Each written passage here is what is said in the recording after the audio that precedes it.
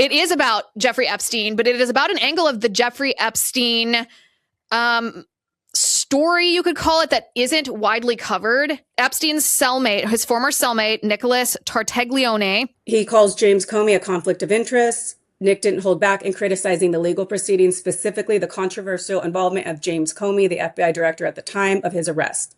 Comey's daughter was one of the prosecutors on his case. And then he talks about how she also was given the Ghislaine Maxwell case. And Nick told me that Epstein told him back then that they were only going to work out a plea deal with him if he could provide impeachable evidence of Donald Trump.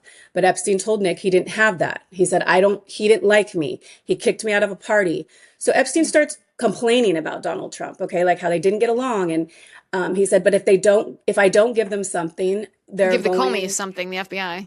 The FBI. And so Nick said, what are you talking about? Like, the FBI, works for Trump. And he's like, no, they are Biden's guys.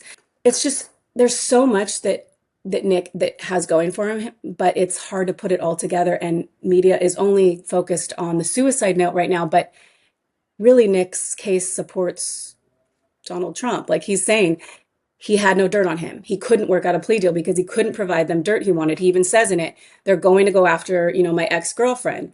Nick doesn't know at the time he's talking about Ghislaine Maxwell. He just said, like, she hasn't been in my life for a long time, but they're going to go after her. Like, Epstein understood that there was going to be a whole thing.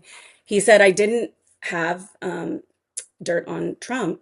I mean, that's a wild story. If even a fraction of it is verifiable or true, then it warrants an investigation. I mean, it's wild. It's wild. I know a lot about the Epstein files, and they were released without any context and any guide rail. Like people weren't there to explain why some of them are more serious than at a certain point, these files became political. Yeah, football, like think about not to get off too much off on a tangent here, but think about like the files that were essentially the people. Anybody in the United States could call into this tip line and leave an unverified tip. And that's where these horrible, salacious accusations against President Trump came, which were dismissed almost immediately by the FBI because they were verifiably false. They contained information that made them to be impossible. We covered that on the show a couple months ago when they came out. And yet that context wasn't attached to those documents when they were released. And so people said, oh, the FBI investigated this because they thought it was serious. Well,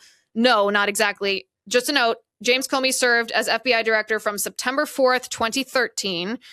So that's obviously very close to the first year of President Obama's second term until May 9th of 2017, when, of course, Donald Trump fired him months after he should have. And we know those two men hate each other,